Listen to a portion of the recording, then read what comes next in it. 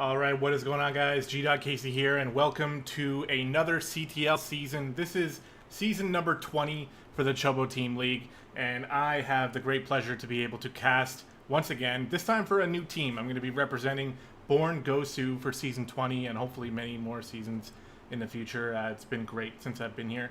Been here for a couple months now, I think, and it's been nothing but awesome positivity, all that stuff. It's been real good, so I'm happy to be representing them going forward for season number 20 for the Chobo Team League. And wouldn't you know it, week number 1, facing off against my first team with the Chobo Team League, all inspiration. Looking at the player list here, there's a couple players that I'm familiar with, but most of it looks like new blood, so I'm not necessarily going to be super familiar with everybody here. Might as well start off explaining why the top 2 sets there, Gax versus Gooby and Darth Julius versus Fizbin, are colored that way. That's because those 2 sets have already gone to BornG. It looks like they were walkovers. So we start off the season with a 2-0 advantage over Team All in week number 1. So that's going to be really, really awesome. Let's go ahead and turn the in-game music on. Make sure that is all good. All right, I think it is. And we're going to go ahead and jump into set number 3. I don't think there is anything else that needs to be explained. Obviously, guys, let me know about the audio. If it seems imbalanced in any way, let me know. I'll try to fix it. Just loading in to the first match. This is actually set number 3. And it's going to be on Dreamcatcher. All right, here we are, guys. Getting ready to kick things off on Dreamcatcher on the bottom right corner of the map, representing BornG. Playing Protoss, he is Dark Templary. And in the top left corner, representing All In, the purple Zerg player, Surreal. Nice little play on words there.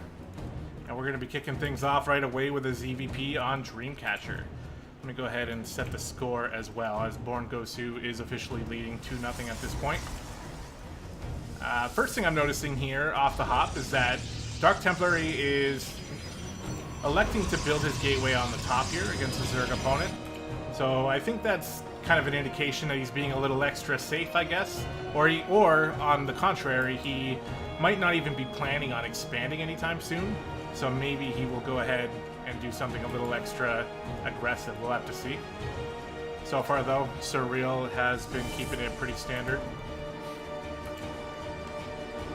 Interested to see how this is going to play out. I've actually been playing a lot of Terran personally, so as we got the double gas deal here coming from Dark Templary, that's actually really annoying, especially if he lets both of them finish, which he probably will. It's actually a bit of a mistake for Surreal to let it get to this point, to be honest. At least one of those gases probably should have been taken. He's actually not spending any larva either, so I'm a little confused over what the plan is here. Looks like he's gonna make drones now, so banking up some minerals and just being a little bit late with those drones. We got the second gateway coming down here for Dark Templary, again indicating that sort of early aggression, at least a little bit. It's not a huge commitment, but it is a little bit. This Zealot is extra safe as well.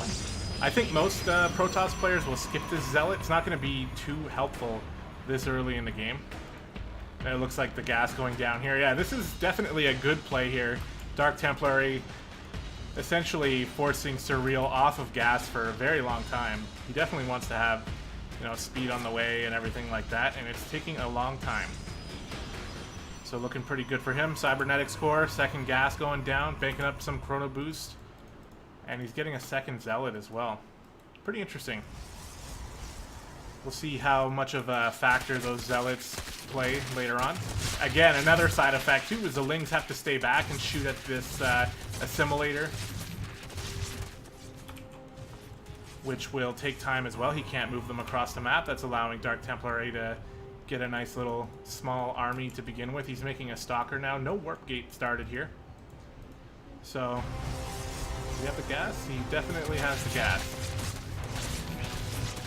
Not sure what the strategy behind that one is, especially when we got a Twilight Council coming in and a Robo. Or no, sorry, a shield battery. Okay. I'd like to see that warp gate get started. On the other side, we got Roach Warren and double Evo chamber. Pretty old opener, I would say. I mean, this type of opening, Roaches and double Evo chamber at the front, really remind me of Heart of the Swarm, but it's still a definitely a valid style of play here, even in Legacy of the Void. The Spore Crawler behind it. Looks like he thinks he's going to be facing DTs. And he might be, but without Warp Gate, it's going to take a while. There goes the Robo. There we go. Warp Gate starting just now. I think he just realized it. Is this gold? I don't believe so. It's either a platinum or a diamond matchup. But welcome to the show, Detner. Got the lair started. More spores going down. He's really scared of either Stargate or DT play. And that's kind of what happens when you don't scout, right? Like, you can see here, he hasn't seen the Protoss' base since very early in the game. So he's got no idea. So he's sort of trying to defend against the types of things that can kill him, which is not necessarily a bad thing, but when you get that scouting and you can confirm what you're up against, it's just going to be... you're not going to waste the money on this kind of thing, right? But I guess he also may notice that we're still on one base here for Dark Templary, so that could be part of it as well.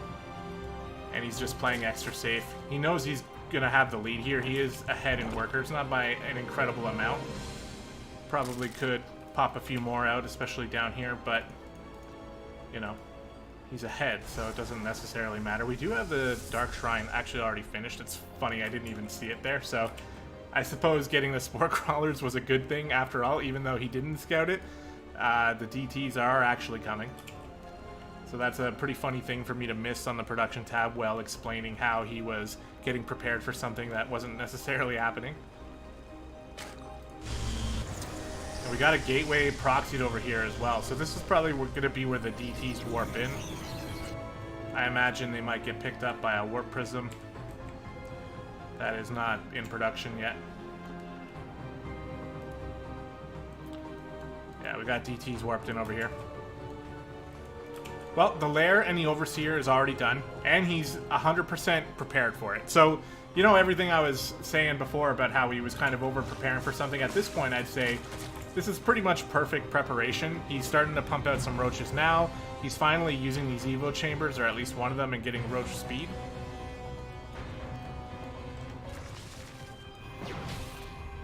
We've got Overlord speed as well, as we're seeing. Oh no, the DTs are coming all the way back home. Am I missing something here? The DTs have run all the way back home.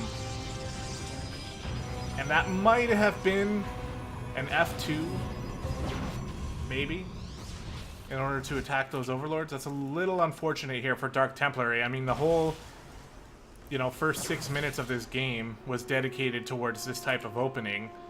And now the Dark Templar have run all the way back home. And they're not going to be used now. And, I mean, granted, they were already defended. So I don't know if he's noticed that and decided that it just wasn't worth attacking into, because technically that's true. And maybe this is just him making a good decision, but it just kind of seemed like they were pulled back with the Stalkers there, but Stalkers are getting some Overlords here. Surreal, running out with a few Speedlings. That's not necessarily enough to deal with all these, especially once he backs up to the shield batteries and his extra defenses. He does have a second base up now, which is worth noting since it took so long for that to happen, and Surreal getting his third. Also a significantly late third, but given the circumstances of the game, it makes sense. And we got Roaches and Ravagers that have moved across the map here, starting to set up for a little bit of a poke. Now, he does have an Overseer with this. So the DTs, which are moving away from the engagement here, are going to be able to be taken care of anyway. Looks like he's running up here. Here we go, Changeling's trying to get a spot. Like that play, it looks like Dark Templary on top of it. He's got the shield batteries here, so here comes the engagement with the Lynx trying to get the wraparound on the Stalkers, trapping them up against the batteries and the pylon. They aren't going anywhere. There's two Immortals here that, you know, if well defended, might be able to do a lot of damage here, but it doesn't look like Dark Templary has anything to really defend these Immortals. This one on the high ground here going to be doing a lot of work, and it's all about keeping these Immortals alive for as long as possible. The probes have been pulled off the line. And if you see, like, when the Immortals can go unchecked like this for so long, it's all you really need to defend against this entire Zerg army. Now, does he have anything to really fall back on? Not necessarily. The DTs actually were moving across the map, and yeah, that was a good opportunity for them to do some damage while that attack was happening. It looks like now he remembers about them, and he will probably... he might be able to get this hatched. The Overseer has speed, by the way, so I actually have a feeling this will be defended. Smart thinking with the Corrosive Bile as well. So yeah, he is going to be able to defend that third hatch and sort of secure his macro lead here. You can see in the supplies that Sir Real has quite the advantage now. And, you know, Dark Templary lost a lot of probes in that attack. However, he didn't die. He still has 3 Immortals. His opponent's going for a Roach-based play, although the Hydra Den is finished and upgrading here. So, obviously, indication of a transition to Hydras, which do pretty well. And here's a huge swarm of Lings. Unfortunately, the Immortals don't do very well against this many Zerglings. The Roaches and Ravagers are going to be able to follow it up here. As the rest of the Immortals go down, there was a 1 Zealot Warpin, which unfortunately is not going to cut it. And it looks like Sir Real is forcing himself up the ramp into the main. He's going to be able to do quite a lot of damage here. The Archon's going to take care of the Lings. And once again, an Immortal behind the wall here is always going to be pretty good. Looks like Sir Real is being a little more careful this time. He could easily target down this natural, but he's just going to run back home and secure a lead over here.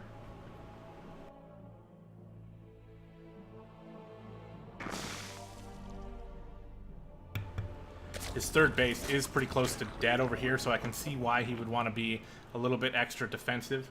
He does have a very serious lead, though, over Dark Templary at this point. And he's looking like he's set to do pretty well here. He's got his +2/+2 started, getting all the Hydra upgrades, as mentioned before. Now, you know, the Archons are out now, so little Ling run-bys like that are not going to be as powerful. But the upgrades have been lacking here. The Forge has actually been killed at this point. There was a single Forge that was alive, but it wasn't really doing any upgrades, so kind of just sitting there. And we're still on 2 bases. This late into the game, it's going to start to become an issue because Dark Templary is going to start mining out of this main base.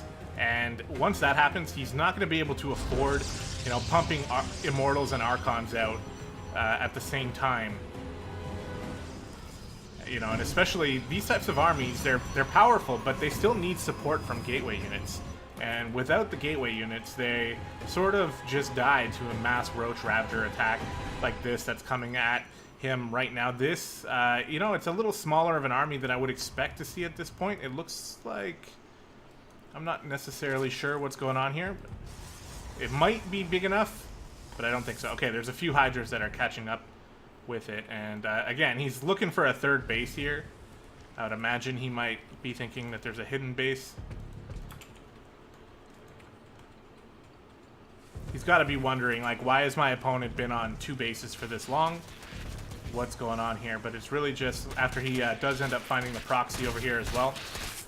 Not going to matter too much in the whole scheme of things, but here we go. Sir Real going to march up the map, up the ramp even, into the Archons and Immortals here that are defending this. And with a shield battery about to be out of energy, that's not going to be too helpful. The Hydras are starting to reinforce, and this is going to be a little bit close. There's no Warpin support here. And these Immortals, I think, might eventually get taken out here. Like I said, it's going to be pretty close, but now the Hydra damage proving to be a little bit too much. Immortals trying to micro back to their Zealot reinforcement, but end up just sort of blocking it. And as the last Immortal falls, the 3 Zealots do manage to actually clean up the Hydras here. So once again, Dark Templary holds for now, but it was a very expensive hold. He lost pretty much everything that was good about his army, and now he's got 3 Zealots left. We got Sir Real over here just playing it safe. It looks like he's starting to transition into Lurkers and Hive Tech eventually. He's definitely got a significant handle over this game at this time. He's doubling the supply. He's got a lot more income as well. Dark Templary really needs to start thinking about taking a third base sometime soon and just trying to defend it, but the gold base going down up here for Sir Real as well. It looks like he's just going to send a whole bunch of Lings across the map.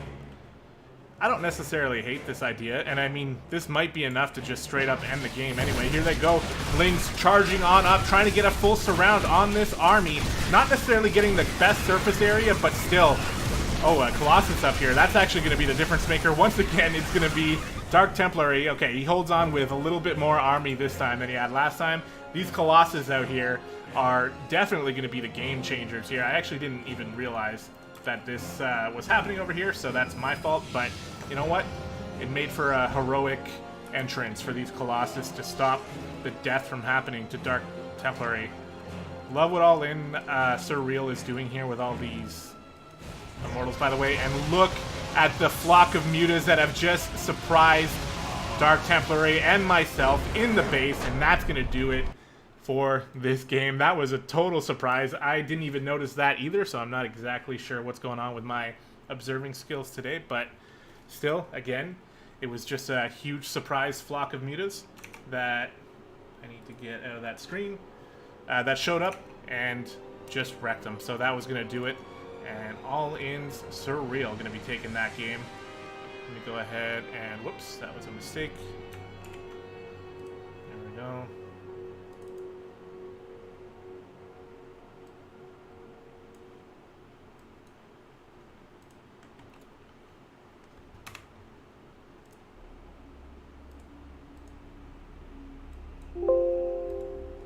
Perfect. Okay, so that's going to put All Inspiration on the board with their first point of the match. It's going to be 2-1 now, moving into the next set.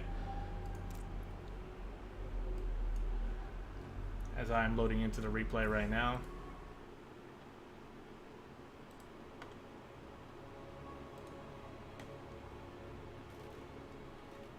This one's going to be a ZVT on Fracture. So let's go ahead and introduce the Zerg player. In the orange, representing BornG, it is Dougie Boy. And in the top left corner, in the green, representing All Inspiration, it is Purge. There we go. ZVT on Fracture. Not generally something the Zerg player is really going to enjoy. It's a smaller map than the rest of them. And the sort of parade push style of Terran is good on maps that are like this. There's also some pretty nifty places you can put some tanks to help with engagements. So we'll see if that actually comes into play during this game. Purge, I've had the pleasure, I'll say, to play against him a couple times in tournaments in the past, somewhat recently, still this year. And let's just say this guy really loves his mech. And as somebody who struggles against mech, he was very, very tough to deal with and actually knocked me out of the tournament. So he is very good at playing a mech style, and that's kind of the thing I would expect to see out of him. Dougie Boy, did a little bit of peep mode with him, and when we played ZVZ, he hit me with some super cheese plays. So definitely something he is capable of, although so far looking like he's going to be pretty standard. This SCV trying to block the spawning pool, that was very annoying. Well done by Purge. 2 gases coming in very quickly here for Purge. Definitely signifying some sort of tech in the future. Maybe Banshees, maybe siege tanks early, we'll see. Maybe Cyclones.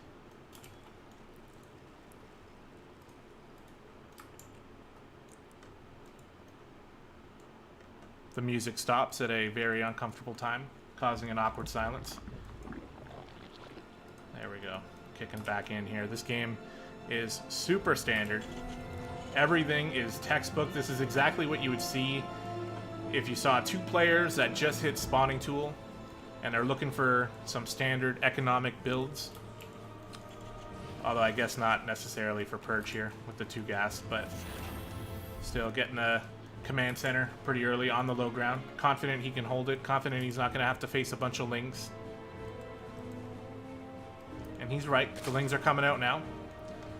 And this is the sort of thing you see a lot in a ZVT, where the Reaper's going to come and see how many Lings he can kill. Usually, they don't get very much. 4 Lings is kind of like the bare minimum that you need. And if you're very confident in your Ling control, then it's definitely fine. I prefer 6, but that's just because I'm a baby and I just want to have a couple more. But the 4 is definitely good enough as long as your control is good. Here comes the Reaper looking to get a drone, not going to catch it so far. Dougie Boy's link control has been on point and deflecting this Reaper. Now the Reaper is sort of getting the idea that there's no third base right now, so he's going to have some sort of, you know, response to that as the factory switches over to the reactor and a second factory starts up. Once again, Reaper really not getting to see very much here, but again, the absence of a third base is starting to become very notable now. We got the Baneling Nest and +1 melee coming in here for Dougie Boy. Pretty interested to see how this plays out. It's not something I have a lot of experience with in ZVT, to go for the melee upgrade alone like that. Oh, almost able to get the surround there, but the Reaper able to jump up on the ledge, and now he's going to get a good look at this. He's going to see the Evo Chamber and the Baneling Nest. And this might indicate like a pretty all-in play here, especially with the rest of the Lings popping out. Gonna leave the Queen to their devices. The Baneling Nest is done. +1 isn't ready yet, but we're definitely seeing an attack over here as Dougie Boy is running across the map. Now, the wall is not ready yet. Purge has a couple Hellions. He's gonna need more than this to be able to defend, although what he's doing here is gonna help him out quite a bit. He actually does get the wall up. It's not completed, but a very heads-up play from Purge here, and actually looks like Dougie Boy's just gonna run back home, which is probably smart as well. Doesn't necessarily want to, you know, give up all of these Lings just for free, and now we see the third base going up. So that's something that we can see was like a planned attack here from Dougie Boy that he had to audible out of when he realized the defense was going to be there. And, you know, it's better to do this than it would have been to just butt his head against the wall and lose all his Lings, but it still sucks. You know, he's got a late third base now, which is in a position that's going to be pretty hard to defend. There's a bunch of Hellions out on the map. Cyclone's following it up as well. And this sort of attack coming out of Purge is designed to kill a third base like this that's going to be defended by only Lings. There's no Banelings on the way yet. The Baneling Nest is done, but he's moving into Lair now, getting a little bit more gas, and doesn't have any of them on the way right now. So the Hellions here are going to come on in. They want to be pretty careful with how they engage this, don't want to get surrounded, and they actually are going to come up here to confirm the third base. So I can already see Cyclones being rallied over here in the near future, or they're going to stay home. Maybe he'll just try to deal with this with the Hellions alone, as the Lings do come up and try to do something, but off creep, they're not going to be too helpful, and they're going to end up just roasting alive. So the Hellions now being extra bold, coming right on into the natural, finding a decent location. It looks like some of these Hellions are going to go down. There's not going to be too many left alive here to roast all the drones, but still, 3 of them can get some work done. The Queen has been ordered to attack these Hellions. One of them goes down, and a few drones are going to start dying here. But overall, not as much as we would have expected. In fact, only 1 drone going down. So that defense from Dougie Boy turns out to be incredibly strong, despite the fact that it looked so bad there for a second. That was a very good defense. And now Dougie Boy's going to try to secure his drone advantage. He's making some roaches as well, knowing full well that there are a lot of Hellions. Again, I'm not actually sure if he's done a full scout. Nope, not really. So he might not necessarily know that it's mech, but that many Hellions is a pretty large amount that can sometimes tip you off. Third command center coming down. We got the tanks coming out here, and now double armory. We can see Purge is getting ready to sit tight for that long macro mech game and get to the point where he's going to be pretty much unstoppable. And it's going to be on Dougie Boy to respond appropriately. And you know what? I mean, this is a very, in my opinion, a very difficult thing to do as a Zerg player. They tell you the proper strat is to just expand everywhere, spread your creep, get up to like 70 or 80 drones, and then just get up to hive tech and, you know, broodlords and whatever you need in order to deal with this kind of thing. We'll see if Dougie Boy has what it takes to respond, because if Purge ends up getting to that massive tech or massive mech ball of tanks and Vikings and Hellbats and Thors and all of it, then it's going to be real hard for him to fight head on. So we'll see. Dougie Boy, you know, if he doesn't end up taking all those bases, he's going to have to be very... he's going to have to multitask quite a bit. Double prong attacks, hidden, you know, burrowed roaches, that kind of thing. His upgrades aren't bad. He's getting up to +2 attacks for the range units, and it looks like Purge maybe thinking about moving out here. He's only been on 2 bases for quite a while. He does have a third base in his future here, but it's a little bit late. And we got the Roach Ravager Ling army moving out here for Dougie Boy. He's going to find himself in a pretty bad position here. He's very split up, and the mech army is up here on the high ground, which is definitely what they want. Now, it's an awkward engagement here for both players. The tank's finally sieging up, getting biled instantly, and that was very good bile shots from Dougie Boy. But look at this. The Hellbats are just doing so much damage to the Ravagers, and, you know, honestly, that went a little bit more in Purge's favor than I expected, as it looked like Dougie Boy had some really good biles and seemed like he had picked a good engagement, but now this third base is in a lot of trouble. 16 roaches on the production tab need to get over here ASAP so they can try to defend this base. If Dougie Boy loses this base, he's going to be so far behind. It's going to be such a hill to climb up, and we have the blue flame done now for these Hellions as well, just doing so much damage. Even when in Hellion mode, they can just poke away at this hatchery. Widow Mine's coming as well. What is Dougie Boy doing? Looking like he's already decided to sack that base. I guess it's a smart decision. Maybe should be taking a third base elsewhere down here or something, but he wants to just set up a, you know, a defense up here on the high ground, which might be the only way he can win. The thing is, though, Purge doesn't have to attack up that ramp. He's going to move his third base down to the third base location. He's going to keep getting upgrades, probably take a fourth base as well. We'll have to see here as Dougie Boy looking around, trying to get his bearings and understand what's going on with Purge's army. He's just rallying tanks across the map, and this is getting stronger and stronger. So here we go. Both armies moving out, and I think Dougie Boy wants to try to get some counter damage done, and Purge has sniffed it out. He knows this is coming, so we're going to see how well he can actually defend against this. He's still pretty out of position over here, so if Dougie Boy moves up the ramp on this left side, then he might be able to get a lot of damage done. However, he also might trap his army here, so it's going to be tough. He doesn't want to engage into this army directly here, already bleeding out a lot of lings, and he's going to be forced to run back, as well as telling Purge where he is at this point, as we got Banelings morphing in. They don't have speed yet. Some of these depots will die. A tank over here already ready to defend, and this is just the type of thing that's so frustrating when you're playing Zerg against mech. You can't attack into this. Really, what I think Dougie Boy wants to do is understand that Purge is back at home. He's taking a defensive posture, and that means that maybe you can take a couple expansions around the map. I guess these Widow Mines are going to get discovered here. Only one of them. Maybe he can clear that out. This Widow Mine's not going to go off. No, it won't. Okay. There we go. So he is going to take the third. I'd probably be taking a fourth as well, if he can. And it looks like he's moving into a Spire. Now, with the current army composition, the Spire definitely seems like a good move. He's got a bit of gas banked up as well. But look, we already have Thors in production. Did he actually scan that? 1 second here. What's going on here? Oh. He didn't scan it. So he's just sort of preemptively going Thors, which, I mean, he's got enough tanks, so I guess it kind of makes sense. And Thors are exactly what a mech army wants to round out, you know, as they're getting up to max. So that's going to take care of pretty much any Spire play. We do see a couple, or at least one other base going down as well for Dougie Boy, so that's good. And Purge now is getting to that point where he's going to be ready to move out, and it's going to be next to impossible to engage this without Vipers, without Broodlords. And Dougie Boy still hasn't started a hive yet. There's no infestation pit, I don't believe. So he's a long way from that type of army. And it looks like we're going to have a bit of an engagement already over here. Dougie Boy just looking around, seeing if he can, you know, start poking at a fourth base or something. It's still not there yet. And the armies almost clashed there for a second, but going to back off. Purge doesn't feel like he's ready to move out completely yet. I think he just wants to max out. Dougie Boy does have a supply advantage for a bit. He's got a pretty low worker count, though, for this point of the game. So the mutas are, you know, they're a good option here, and this could be a little bit of a surprise attack. Are there turrets? There's one turret, which can be handled by this amount of mutas.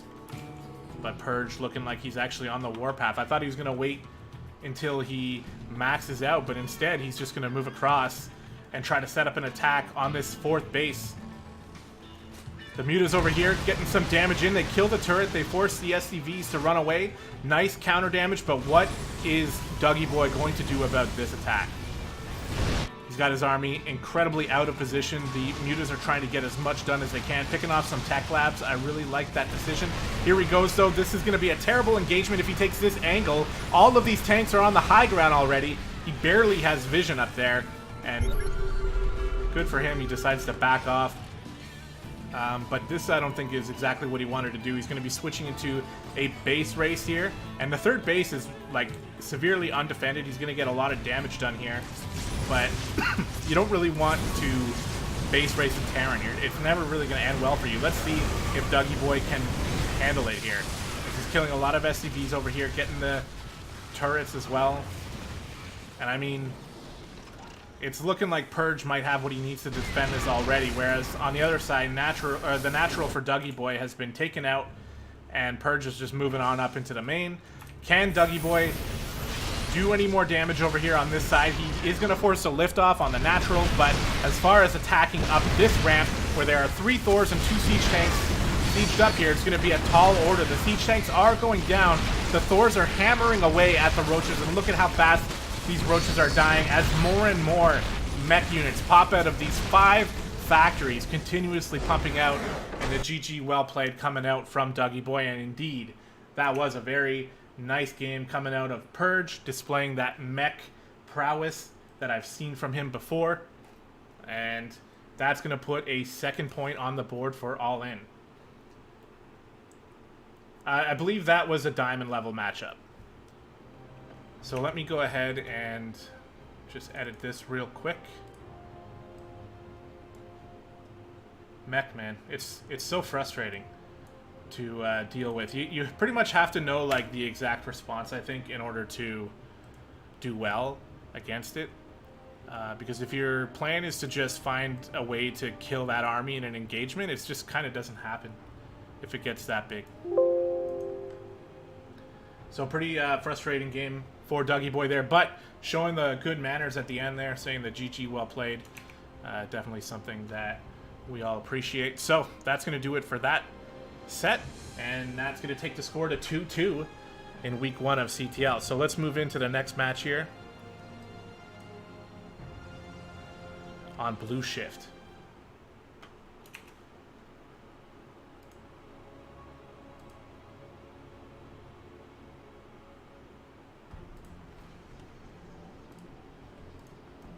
All right, so here we are on Blue Shift, looking at this player in the bottom left corner representing BornG. It is No Wiz.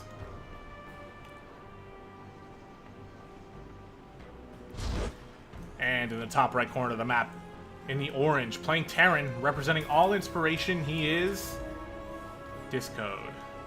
I have the worst camera play here. So I try not to do it very often, but sometimes I forget how bad it is and I just give it a whirl and it ends up being that bad. But let's go ahead and watch this game here. Let's set the score proper as it's 2-2. These games are getting pretty important. So we'll see what we get. We're getting a TVP. First time we're seeing a TVP tonight. This is a matchup that both sides hate it, it seems like. We got some real strong opinions on the Terran side. We got some real strong opinions on the Protoss side that each think the other is too overpowered. The only thing I can say about that is we haven't seen a lot of Protosses make it super deep, or at least win tournaments. There have been a couple Protosses that have made it to the finals, but we're seeing Zerg and we're seeing Terran win. So I guess there might be something to say about that, but who knows? At this level, it's not going to matter. As the SCV ducks away from the probe here, he wants to get built in this command center on the low ground and not be harassed until the Reaper can get out. This probe sneaking over here to the 3rd. He might be leaving it for a chance to scout later on, or maybe to drop a pylon. We'll have to see. Cybercore is not done yet, so he's not necessarily ready. And we have a 2nd barracks. Nice and quick. Got a reactor. And are we going to see a 3rd barracks go down? If it's the build I'm thinking it is, I'm thinking we're probably going to see a 3rd barracks. but it hasn't gone down yet. On the other side, still just one gateway. As he made his choice of tech, he has not dropped the pylon. The probe is coming back in to see what kind of scout it can get. Doesn't look like this is a great wall, does it? I think that probe's going to easily be able to get in there. Bit of a mistake coming out of disc code. That's the third barracks. That's the engineering bay. So this is just a 3 racks opener. He's going to get stim, he's going to get combat shields, and he's going to see if he can cancel a third base or maybe even just get some severe game-ending damage done. I totally forgot about this Reaper, guys. He's got 3 kills on this probe line and looking like it's going to get more. There's a adept that's being chrono boosted out here. Where is the first one? There has to be an adept already out on the field, but it's not here. The second one pops out and it's going to finally shoot this Reaper away and potentially kill it. It had 5 kills, 6 kills right at the end there as the starport finishes up. I think there must be an adept somewhere else, but no, I guess not. I don't know what happened there. It looked like there was an adept in production, and I guess something happened and it wasn't there to defend against the Reaper, which was very unfortunate because that means there was nothing here at all and that Reaper just went to town. So that's going to set Discode up in a pretty good spot here as NoWiz needs to catch up. He's pumping out Marines. Forgetting that second tech lab there. There it is now. And we'll see the Oracle's going out now across the map. The engineering bay is already done with this build, but turrets haven't been started yet. So there's a chance that this Oracle can get some good damage done. He's defending the front side of his natural, but he's not necessarily doing anything about the back side of his main. So this Oracle coming on in is definitely going to have a chance to do some good damage. The reaction time needs to be good, but also NoWiz doesn't really want to leave it parked over, and it looks like the reaction is better than good, and he moves those SCVs on out of there. The 2 Marines is all that's needed to shoot that Oracle away, and I'm betting we're going to be seeing some turrets go down pretty soon. As a second, no, sorry about that, we got 2 more gateways coming out, and a robotics facility for NoWiz. He's going to be moving into the second part of his game, which might be including a third base pretty soon. We'll have to see. But so far, so good for Discode, as he's pushed off the original harassment from the Protoss player, as well as getting a bunch of kills with his Reaper. So we can see the worker count is pretty equal right now. That's actually a bit of a win for the Terran because he's got the mules for extra income, but also Protoss has the ability to chrono boost these probes out, right? So theoretically they should have higher if they're using their chrono boost on the probes in the first place. Got an Immortal out. We got a robotics bay. That is pretty interesting here. And here we can see +1 finishing up, combat shields finishing up. These Marines and Marauders both have stim and combat shields, and they have potential to do some good damage here. I like the shield battery. I'm thinking he might need a second shield battery, to be honest, or at least a second Immortal. The Observer coming out. Not going to be too much help here. There's no third base for this army to attack, so they're just going to come up and try to see how much damage they can do against this small Protoss force. There is the stim, the shield battery already going to work here, but the Immortal dies very quickly, and the rest of this Terran army is killing everything the Protoss has. They need to back up in micro. The probes are being pulled off the line to help out. Oracle comes all the way back here, and that is going to be all that's needed for the defense here. Nice job of that Oracle. The rest of the Terran army is continuing to rally across the map. The Oracle can spot all of that, and there's not enough Marines to really deal with this. Nice extra damage here on these Marauders. Hopefully he can get a couple kills. Those Marines should go down pretty easily as well. So far, you know, it wasn't a perfect hold, but it was good enough. He was able to fend this off. But on the other side now, we're going to start seeing factories. And no, it looks like we're only seeing barracks. So that, the longer we see our Terran player not grab a starport, the worse it's going to be, because he's going to be stimming this army, and he's not going to have anything that can heal it. That's going to be a problem the longer we get into this game. So this is a bit of an opportunity for NoWiz to pop out some of these Colossus, for example, and run across and get some work done.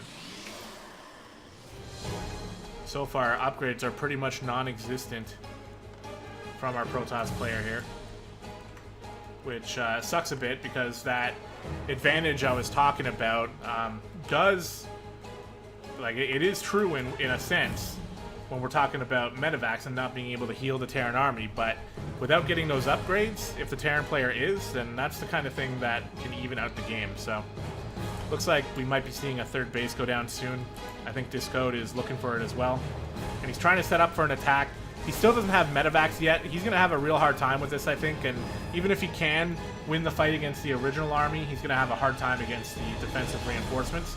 But I do like breaking the rocks on some of these attack paths here. And this time, by the way, there is a third base. And there's no shield batteries here. This third base does not look like it is destined to live for very long. In fact, it should probably be canceled instantly. There it goes. Cancellation, and now Discode's going to come on in here, see if he can target down a Colossi. There's only one out right now. Second one is in production, but I would have thought there'd be more than one, and we can see with the stimmed Bioforce are going to have to run back. Now, canceling that third base, definitely a successful attack, especially considering his third is already planetary and starting mining already. He can even start a fourth base to go, land somewhere else, and finally he's got the starport with the reactor on it, so we should be seeing some medevacs pretty soon. And once he gets those medevacs out, this army becomes so much stronger. He can stim whenever he wants pretty much, and it's going to be very difficult for No Wiz to deal with. Luckily though, he's got 2 Colossus. That's going to be helpful. He's got, you know, only 2 bases though. This is the problem. Now the advantage is pretty firmly swinging into Discode's favor, because he is now going to get those medevacs. And this is the window closing here, I think, for No Wiz. Especially with +2/+2 upgrades coming. We still don't see any. There's not even a forge. There is a forge. You should use the forge. Because without that, this Terran army is just going to become way too powerful. The Bioforce is already getting pretty scary. And now it's getting fully healed up. The workers are out of control here for Discode. He's got 68 workers to the 55 of No Wiz. And now he's trying to get some damage done with those 2 medevacs supporting his army. This time the army is in position with the Colossi there to help out. Charge isn't done yet. The force fields are pretty good, actually. Going to go ahead and force an accidental pickup. That's always nice to see when you're playing Protoss. And buying him a little bit of extra time to get charge. Does he have the... no, he doesn't have... Oh, he does have Thermal Lance. Okay, good. That's going to be incredibly needed here. A couple shield batteries going down as well. Those are going to be helpful. Discode's being forced to give his Protoss opponent a little bit of time. Love the addition of these Liberators. I think that maybe a couple extra medevacs might have been stronger just for now. But we'll see. I mean, Discode has he has an attack in mind here. He's setting up the Liberators already. He needs to support them quickly before they get shot down. And here comes the engagement. Stimming up Widowmines in the back as well. Those Colossus are doing a ton of damage.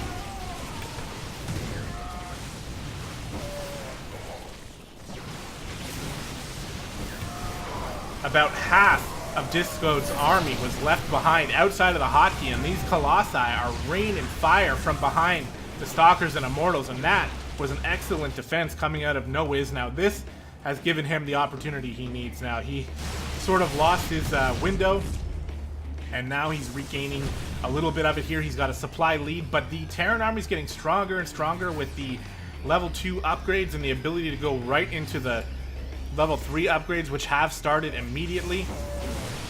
No Wiz needs to press his advantage right now. He's very far behind in upgrades. A 4th base going down for Terran as well, but I don't know, how is he really going to defend? So he has got the ability to repair, but he's actually just going to sack. Okay, no, he's going to repair. Smart thinking from Discode. He should be able to actually save this base. He might lose a bunch of SCVs, but a 4th Colossus now. This is getting pretty scary. However, Vikings are in production. I keep harping on about that upgrade advantage. No, this Colossi... Oh, no. Colossi misrallied. Walks to its death. Didn't even get any extra scouting that the Observer wouldn't have got. Here comes another engagement. The Vikings, there are only 2 in number, but 10 SCVs have died so far. I haven't seen anything happening on the other side of the map here. I'm not trying to miss any drops or anything like that.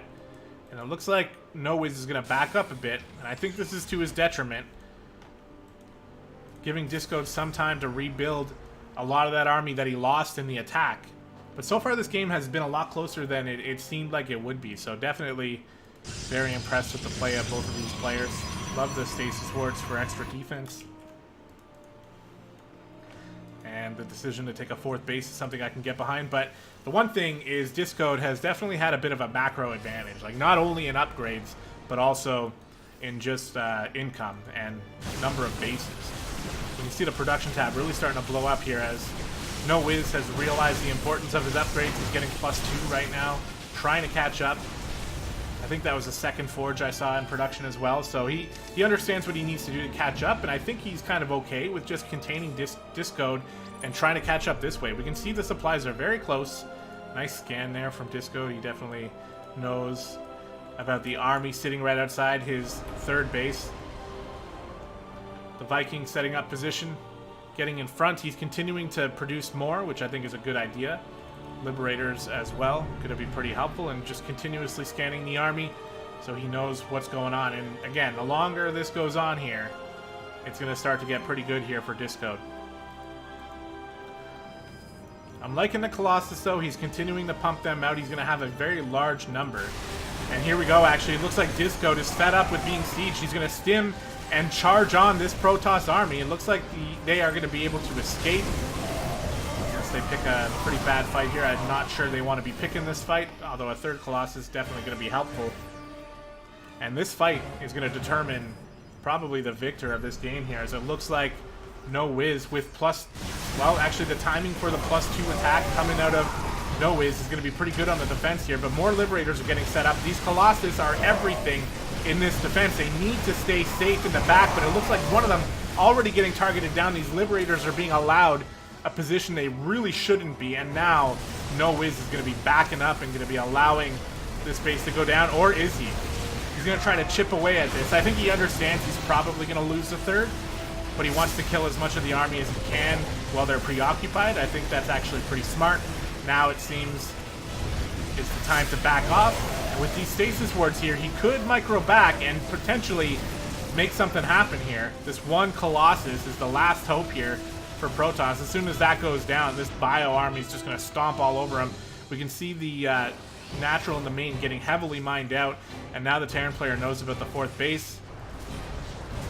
You can see is continuing to rally units across the map, and I think he wants to pick a fight over here. This might be the final fight of the game. He does end up stepping on those stasis wards though, so that's going to cause a little bit of a delay in his attack. If anything, these probes are just spotting the army. I don't know if there's an observer around. I don't see one. And things are looking pretty grim for No Wiz. There are no Colossus in production. We got Immortals coming out, and we got Liberator setting up right outside the natural. We do have High Templar in the back here. Is there Storm? There is. Okay. I mean, with some perfect storms here, maybe. That's what it's going to come down to here for No Wiz. He needs to land some beautiful storms and stay out of the Liberator range. The Liberators are going to start focusing down those High Templar. 2 storms go off, and yes, it was a decent amount of damage, but he needed more than that as the High Templar are picked off by the Liberators, and the rest of the bio storms on through. There are no Colossus to help, and the probes are being pulled off the line at both angles. This is never a good thing, especially when you're up against 3-3 bio with medevac support, stimming whenever they want. This looks like it's going to be the end here for No Wiz as Discode is making himself at home in the natural base. Over here, trying to see if there's any sort of anything going on, and there is not. GG, well played, and that is going to do it. And that is actually going to put All in the lead here with 3 consecutive wins. And in fact, the only 3 games that actually got played and casted have all gone to All Inspiration. So BG getting the two forfeits, or the 2 walkover victories, is proving to be incredibly important at this point. We can go ahead and make that red.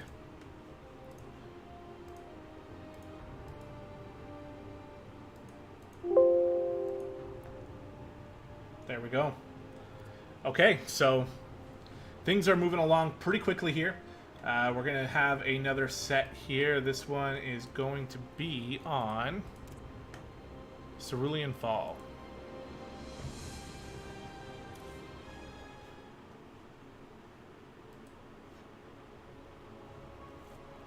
This is an incredibly important set.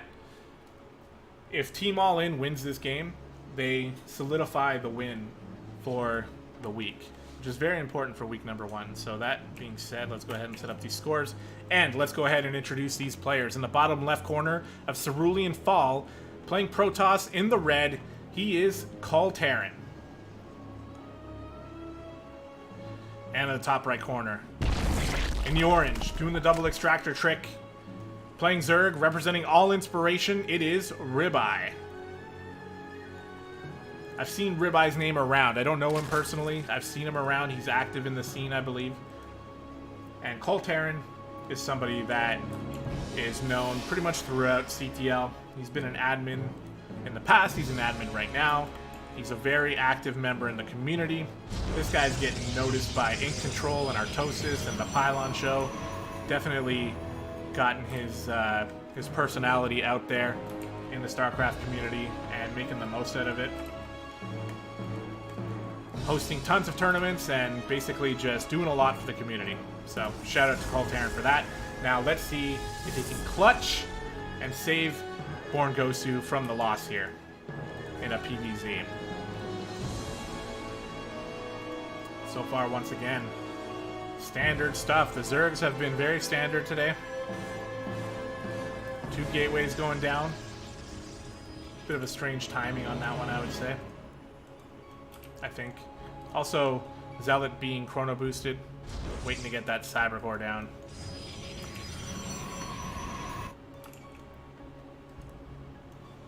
Alright. Spawning pool finished.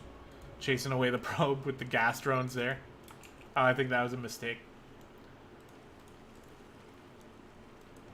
As indicated by Ribeye saying oops. Second gas for Coltaren. Being very safe here. Saving the Nexus until after everything is all set up. Making 2 Zealots again. Remember in that first ZVP, I was saying how it was a little strange that we were seeing 2 Zealots, and now even Coltaren's doing it. Going to be following it up with 2 Adepts, which I think is a little bit more standard than the 2 Zealots. And still hasn't got that second base down. Meanwhile, a lot of Lings being made here, so this might be the reason. Coltaren is actually seeing this with a probe.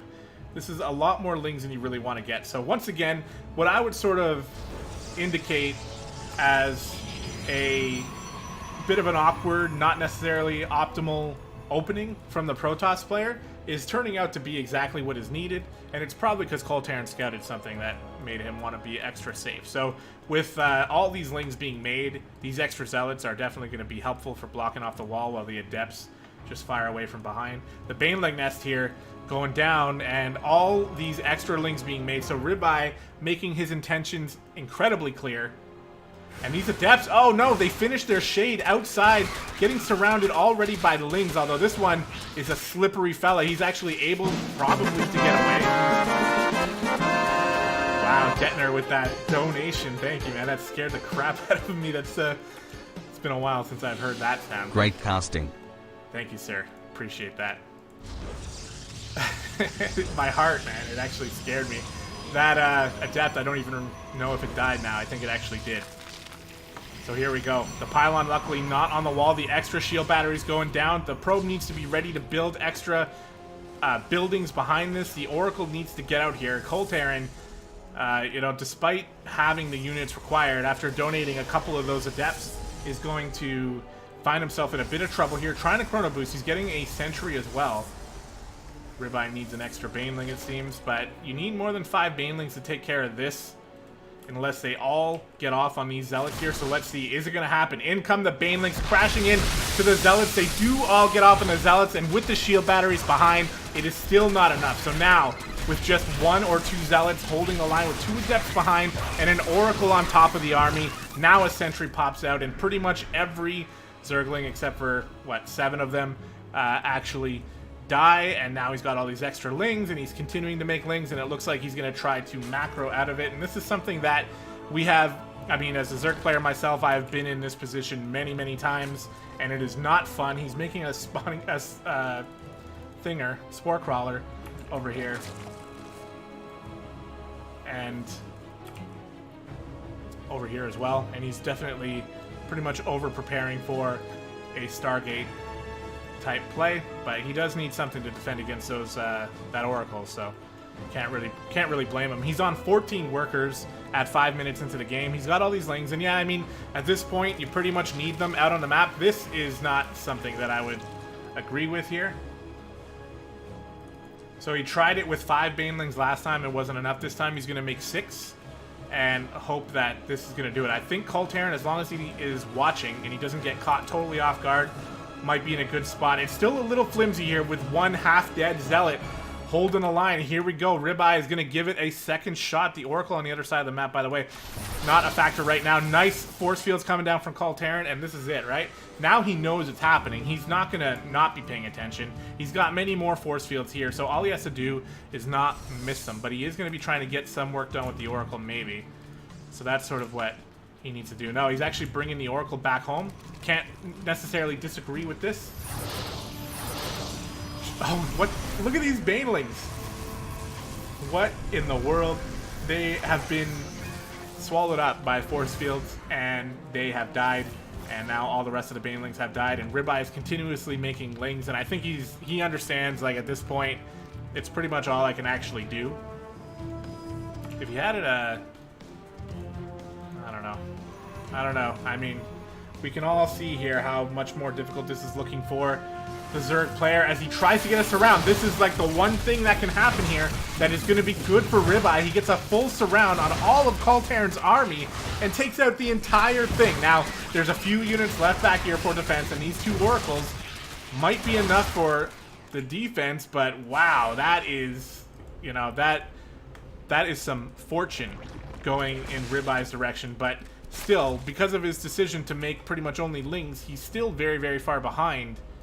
And even though he killed off the whole army, now is probably when he's going to try to turtle up behind these spines, take a third, and maybe try to make some drones here. But we got 2 robotics facilities coming in. We got the Adept Glaive upgrade, which would have been much more powerful if we didn't lose so many Adepts earlier in the game. But still, there's a nice number here. 2 Oracles coming in. Love the Stasis Ward trick. And Detner with the second donation. Did not scare me this time. I've already been desensitized Scared you again. This is fun. More people should do it. I guess I can agree with that, though. But I do appreciate that, man. Thank you. More and more Adepts coming in. He's got the Warp Prism. I was literally just wondering where the Warp Prism was, and there it is. And he's looking like he wants to go out with the Glaive attack finishing up soon. Going to try to take out this third. Setting up this right here is going to be pretty helpful as well if he wants to come in from this side. I have a feeling this Stasis Ward right here is going to make a money play. I bet you Coltarin, looks like he's done this 1,000 times, right? And this is going to be the 1,001st time he's done it, and it's essentially just going to secure the win for him. But let's go ahead and see. As the Adepts are moving up, the Warp Prism's going to be able to follow up Reinforce. It's not ready yet, actually, but he's got the upgrade done, so he wants to get started. He's hitting this base. He's looking out with the Oracle. And you know what? I might be totally wrong, because it actually seems like Ribeye is totally fine to just sacrifice this base. So I was incredibly wrong about everything. 18 more lings in production, 2 banelings. Needs a little bit more than that against all of these Adepts. However, if he had a few more banelings, I would say that he might be in an okay spot against this type of army. And actually, this might be dangerous. No, he cancels it, realizes he doesn't want to do that necessarily, and you know what? Never mind. Everything I said about those Stasis Wards was totally incorrect. So there you go. Maybe Coltarin loses this game. Let's go ahead and see as we got Adepts being warped in from the Warp Prism over here. We got Adepts fighting Spine Crawlers over here. Generally not a good idea. However, I think that he might just have enough. Especially, I mean, I don't know. The 4 over here is not going to be enough against these guys, but it's just a distraction play as the Banelings are going to try to come in and be a little bit more helpful. There are a lot of Zerglings here, so this is the type of attack that could actually work here, as a few of them getting picked up by the Warp Prism. Pretty nice play, but the rest of them being surrounded. Finally now trying to move in, but it looks like they're just auto-attacking the Spine Crawlers here, and unfortunately, Coltarin just not really getting as much damage as expected. But even still, he's in a good position because he's got 42 workers to the 22 of Ribeye. So he's sort of in this position where he can try like multiple different attacks and fail multiple times. And until Ribeye makes some drones, it's not really going to matter. Or at least kill some probes on the other side of the map. And we can see here, it looks like there's a little bit of that intention, but there's so many sentries here. We got the Banelings again. Against this type of wall, you know, you need more than 5. You need a bunch of Banelings to bust this down, especially with the shield batteries. But it looks like Hull Terran's just going to move on out. Now, we've seen this happen a couple times already in this game, and it looks like it's about to happen again. The force fields need to be good here as the Banelings are crashing in. The force fields are pretty good. Is this going to be enough Zerglings? And even more force fields definitely going to be even better here, and Ribeye is going to be forced to run away after hemorrhaging a bunch of Lings. And in the production tab, nothing. As we got more Zealots here in the base, just killing everything. I totally missed that. This War Prism has been such a hassle in Ribeye's side. And now the Spine Crawlers are dead. The drones are forced to run away. The third base is coming down, and GG says Ribeye, as that is going to do it. And that is going to... I always forget about this camera. Sorry, guys. I look over, and it's like just the top of my head being shown. That is going to tie up the series. It's going to be our actual BornG's first actual win of the provided replays, which is a little bit sad, if I must say. But we haven't shown our best player yet, and that's going to be coming up in the ace match. But guys, before we get into the ace match, I need to get some water. I need a short break. I appreciate you guys sticking with me. This is going to be an incredible ace match. BornG versus All Inspiration, 2 very historic teams in the Chobo Team League. 2 of the top teams in a long time. BornG, I think, has been even better. They've actually won some championships and made it to the playoffs in almost every single year. And All Inspiration, I know, has been at the top of the league as well for a long time. So this is a huge way to kick off week 1, and I'm super pumped to get into the ace match, which I will do in a short amount of time. I'll be right back, guys. Thank you.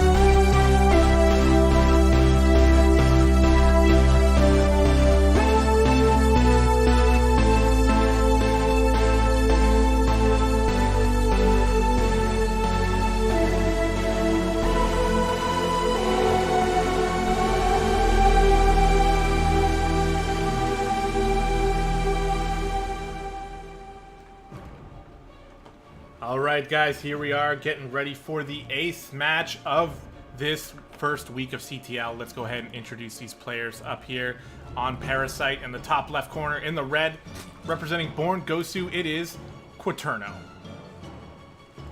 And at the bottom right corner, in the blue, playing for All Inspiration, it is Siegfried. This is going to be an exciting one here, as the score is 3-3 on both sides. And when it comes to the ace match to decide the score, it's always super exciting, especially when it's week one, and especially when it's between two teams that have been in a CTL for such a long time and have had a lot of important matches. As Detner with the other $1 donation coming in with a long text. Let's get hyped for the ace match with a beatbox.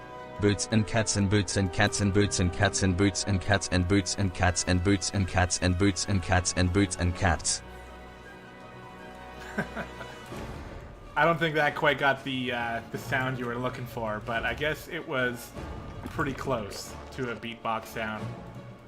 Thank you again, Detner. All right, so keeping things standard. As always, pretty much every Zerg that's played today has kept it pretty standard, at least for the opener. And looking like we're seeing a very similar thing from Siegfried on the other side. Of course, when everything comes down to the ace match, you want to be playing safe, you want to be playing tight. You don't want to lose to something silly. So I think we're going to be seeing some careful play out of these players. Now, that doesn't mean that these players knew at the time when they were playing the ace match that it was actually going to come down to this match, but when you are the one that's been designated to play it, you know, you expect that there's always a chance. So that's the whole reason why you've been chosen, right? So they're going to be playing pretty safe here, it looks like. Siegfried moving into that factory, and we're going to be seeing, when does Quaterno want to take his third? You can take it pretty early against a Terran player here. He's got the 4 lings out. He's going to be waiting for that Reaper. The Reaper's coming along the right side. Probably was expecting to find a third base here. Although, you know, it is early. It is possible to take one by now, but it is early. So the Reaper's going to come in. Again, we've seen this before, these lings. Quaterno, by the way, choosing to go with 6. Going to be able to shoo away this Reaper. This map doesn't allow the Reaper to jump into the main here on this side, so Quaterno doesn't have to worry too much about, you know, looking in multiple places for this Reaper. But now it's going to get to that point where he wants to take this third base pretty soon, right? So that's why he's moving out with the Queen. He's moving out with the lings, and there's the drone as well. He's going to try to use these lings, and now Siegfried hasn't been paying attention to the Reaper at the final moments there as the Reaper gets surrounded, and the lings now have secured the third, and they can essentially just move across the map now. They're going to have speed pretty soon, and they can get across and see what's going on Siegfried's side of the map. And why don't we take a look here, as it looks like a 1-1-1 opener. Wow, you guys today. Cyrex with the $5. Thank you very much. When are we gonna see you casting GSL? That's a pretty long way away, but I appreciate the sentiment, man. Thank you guys so much. So, getting hyped for the finals, it seems. These lings hiding over here at the third base location. Third base is coming down here for Siegfried. Again, in the main location, keeping things nice and safe. He's got some Hellions out. Might be able to go across and kill some creep tumors or something. We got the Roach Warren and the 1 Evo Chamber coming down here for Quaterno.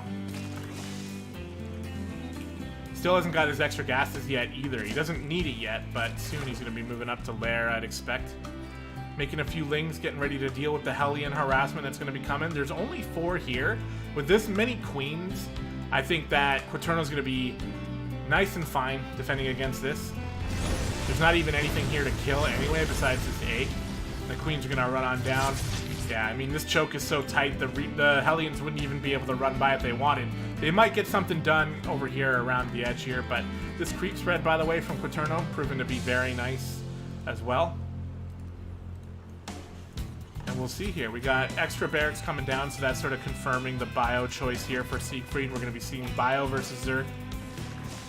And these queens are all you really need. It looks like the Hellion's going to try to poke around here, but there's only 4 of them, right? So at this point, Quaterno, it's not even a question of whether or not he's going to be able to push it away. It's really just how much value can Siegfried get out of these 4 Hellions, you know?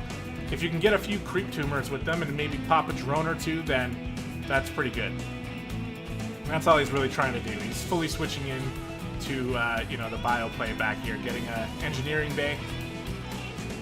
And going to be working on those upgrades and just try to be annoying with these Hellions. I mean, he might even be able to get a couple more creep tumors over here if he drops a scan. But actually, this third base is totally undefended. 1 drone does go down. Maybe there was 2 there.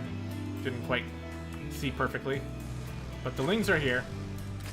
Those creep tumors are probably going to get popped. One of them already going down, and the second one going down as well. Slightly annoying, but with the amount of queens that Quaterno has out on the map, not going to be too difficult for him to replace those. The lair is started, by the way. The extra gases have been taken. Quaterno is ready to tech. And so far, with Siegfried only being on 3 bases still, or on 2 bases still, you know, this is Quaterno's chance to sort of power up and try to get ahead. Nice job by Siegfried, though, being active with these Hellions, trying to get what he can get done. But Quaterno tightened up the defense here. He's got units here. He's got queens on this side. So, again, these Hellions are not going to be able to do too much here. But still, pretty good play from both players. You know, the fact that Siegfried is even looking to do this with just 4 Hellions, I think, is pretty good. But Quaterno is deflecting it very nicely. It's almost to the point where I'd expect like a double prong, like a Liberator or something to show up somewhere around here. Well, he's distracting Quaterno with this, but it doesn't look like that's in the cards right now. He's finally going to float over his third base and probably just get himself set up on that side of the map now. As we move into the mid-game, pretty comfortably here from both players on both sides. Scan going down somewhere in the main. You see the macro hatch. No lair in the main. That's going to be done in the natural. Detner once again. Trying not to get outdone by Cyrex. I can't be second in donations to this channel. You're making a pretty big commitment there. You never know what's going to happen. But thank you. You guys are being awesome. Overlord going down. These Hellions still. They're still not dead. And this is open right now, by the way. So if he continues to do what he's been doing, he might actually get some damage this time. As we keep on rolling, these players are content to just macro up, not really attacking each other at all. There's a ton of Zerglings and Banelings out on the map here for Quaterno. These guys have been morphed even into Hellbats. We'll see if they can get anything done. The defense is back over here by the third base. The creep is continuing to be spread. And now we have a bunch of Marines added on here. And all of a sudden, the 4 queens don't really seem too good, especially with Stim. Tell me we have Stim. Yeah, we do. And we actually have +1 as well for these Marines. So this is going to be a pretty hard hit to Quaterno if he goes up the ramp. He's actually not, though. He's going to be moving into the third base where most of the defense is. And Quaterno is setting up a wraparound here, or that's actually a counterattack. One of the two. In comes the scan and the bio, getting set up with the Hellbats in front. Not enough Banelings have been made yet, so we're going to see how many drones can go down from this attack. They're positioning themselves behind the mineral line. The rest of the Zerglings for Quaterno have arrived, and that is not how you do it if you're Siegfried. That was a lot of Marines going down. He managed to pick off a few SCVs. Quaterno is even in workers pretty much at this point. He's got the Baneling speed kicked in at a clutch moment there as well. And Hydras are out and forcing these medevacs even further. Siegfried's not looking that bad though over on this side. The upgrades are showing 1 melee, 2 armor for the Zerg player. He is getting +2 melee as well, indicating that he's going to want to go into Ultras eventually. But he's got the Lingbane 2 Hydra army here. He's got a much bigger army, or a similar size army, sorry, on this side. It's actually smaller, so I was just wrong everywhere. And it looks like he's going to try to get some sort of sandwich in here, but Siegfried's done a good job walling this off. Any sort of attack into here is extremely funneled into tank fire. Not really going to be too cost efficient. It looks like he's trying to get a drop set up as well, which might be spotted. In fact, it's going to be flying right over this army, and he's going to need to back up. Quaterno, again, really looking like he wants to set up some sort of huge crushing attack from 2 different angles. Whoa. Your supply block. My bad. We've all been there. Okay, so Quaterno setting up here on the high ground. This 2 drop ships are still going to be moving out. Doesn't look like they're going to get spotted. And Quaterno has been looking. He's been posturing out here with 2 armies outside Siegfried's 3rd base, but hasn't been able to find a hole. And I think that's a testament to the tight defense that Siegfried is playing. But this drop is unfortunately just left out here. Does end up getting picked up and boosted right into Overlord vision. He's going to have to try to juke, and he actually does juke that army very nicely. Rest of Quaterno just sitting over here on the left side, and now it looks like Siegfried is ready to move out with his tanks and with all of his bio forces. He is maxed out, and Quaterno is not maxed out yet. He does have Hive. He's getting +3/+3. He's getting an Ultra Den, but it's only just started now as Siegfried is setting up with his tanks outside of the creep here, pre-splitting his Marines so he can deal with those Banelings, and he's going to try to take care of as much creep as possible. I think he really wants to get up on this high ground here and set his tanks up.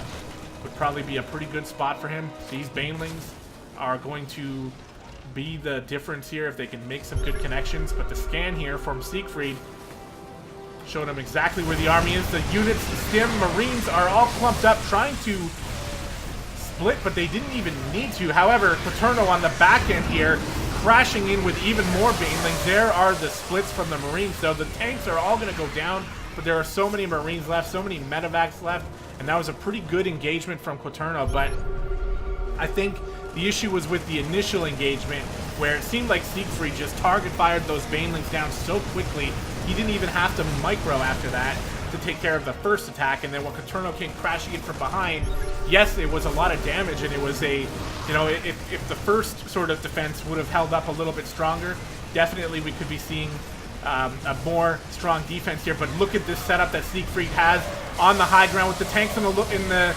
back here. The Banelings are getting very good trades. Siegfried's splits weren't necessarily there this time, but all the tanks unsieging and trying to continue moving forward. The upgrades are both even as the tanks siege up once again, this time in range of the Evolution Chamber and the Roachborn. The Ultras are coming down, getting on top of this bio and on top of the tanks, but they are dying pretty quickly here and are already a non-factor. The Lings are going to be able to get on top of some of these tanks and kill them, but 1 tank left, and Siegfried continuing to parade push across the map. He's got large sets of reinforcements constantly producing. The Evo Chamber goes down. That's 1 upgrade that was close to being finished for Quaterno. He might even get the second one if he decides to target it down. More stutter step micro coming out of Siegfried, and this is a very incredibly intense moment in this game as these Ultras are a little bit late to the party, and now this is going to be a pretty good engagement for Quaterno. Ugh. Jeez Louise, as the Ultras are able to push back Siegfried for good. It looks like he's going to be totally backing up and trying to move on to the next part of this game. 6 more Ultras in production, and this is getting pretty crazy, guys. He had to remake the upgrade over here. What are the upgrades at? Yeah, 3-2 melee. So he lost his armor upgrade, which is going to hurt these Ultras a little bit. But this has been a great game so far. How is Siegfried going to deal with the counterattack now that Quaterno has this many Ultras? By the way, guys, there's been bases taken, bases destroyed. And Siegfried here finally takes care of that Overlord that was leaving some creep on the floor. Needs to wait for that to go away. And it looks like he's setting up defensively now. He's starting to pump out these Liberators. He knows he's moving into the Ultra phase of the game. We should probably see a bunch of Marauders coming out as well. Look at this. 5 Marauders queued. I didn't mean to necessarily out the queuing there, but we can definitely see what Siegfried has in mind here for the transition into the late game. Now, is this going to be enough here? The tanks in the back here are very well defended. They're going to get a lot of shots off before they go down. So oh yeah, this base is absolutely going to be taken out here. A lot of SCBs going down as well, but how many Ultras are going to die for this? It looks like Quaterno Wishing he can upgrade that ultra speed upgrade right now. Unfortunately, that's not out yet, so he's going to be losing a lot of health on these ultras, but actually most of them getting away, still alive. So if there are some queens back here for transfuse, he can definitely heal them up. And after losing that base now, looks like Siegfried is going to be taking the initiative. He's going to be moving on the attack to see if he can do some counter damage, but it's going to be tough, man. He's attacking into so many ultras here. A lot of them have been severely injured, and here he is taking the high ground, sieging up the tanks. This is going to be a huge engagement here as the ultras are trying to split, and it looks like they haven't really made up their mind as some of these liberators are getting in position. The ultras are trying to take down these tanks, but they are taking a lot of damage. So are the Marines, though, for Siegfried, as he backs himself into a corner and does manage to kill off all of these ultras. Now with the liberators and the high ground advantage, this base is done, and it's 42 lings in production here, 2 ultras. He's going to need a little bit more than that, I think, in order to get something done here against Siegfried. However, Siegfried, both players actually have absolutely no bank here.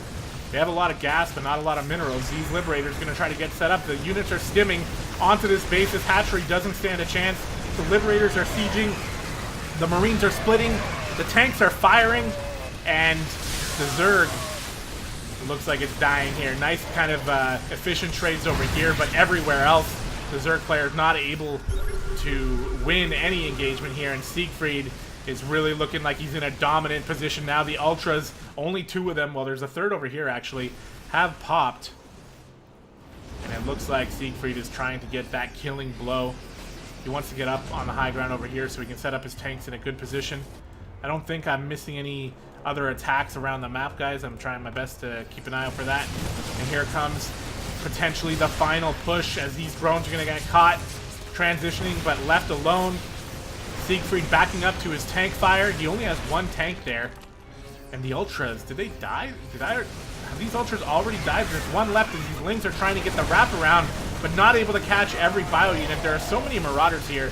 Those ultras don't stand a chance now. The rest of these marauders will die to the lings, but there's a bunch of marine follow-up. A bunch of marines following up, I mean. I think Siegfried wishes he had a few more tanks here, but he's only rallying bio units across, and that's going to do it, guys. GG, says Paterno. And my God, what a first game of the ace match that was. Obviously, these 2 players are very evenly matched, and that was a great TVZ. Easily the best game we've seen so far today.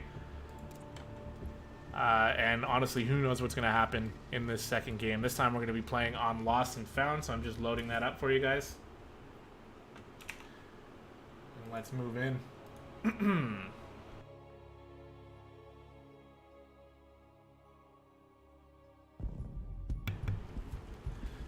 All right, here we are on Lost and Found. Up in the top right corner, in the red, representing BornG, fighting for his and his team's life. It is Paterno. Back is up against the wall. And in the bottom left with an opportunity to seal the deal for the entire week. In the blue, representing Team All Inspiration, he is Siegfried. And wow, after a map 1 like that, I am just incredibly excited to see what these 2 players are going to show us this time around. I think we have potential to see some great stuff here. But we also have potential to see the exact same opener and the exact same sort of standard play leading off, so potentially not a ton of excitement here. This SCV is doing something, right? Or is it just a scout? It might just be a scout. Yeah, it is just a scout.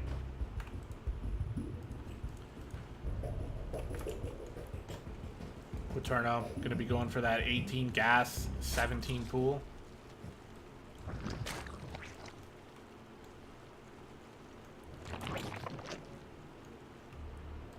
And the SCV going to come in. Going to see the normal gas timing, the normal pool timing. Realize he can go ahead and make the command center on the low ground. This is why you want to be sending that early worker scout. I firmly believe, and I think most people do, it's not necessarily a controversial opinion anymore. But when you're playing Terran, when you're playing Protoss specifically, you want to send that early worker across the map. It plays a huge role in how you're going to do your opening. If we see a pool first with some gas, then you don't want to be building this on the low ground. It's going to get canceled. So you build it on the high ground and you're still safe and you can still, you know, move forward. So I really like the idea of the SCV Scout. Even though he just sees everything as standard, at least he knows. There's a Reaper that has just popped out. Gonna move across and see what he can get done over there.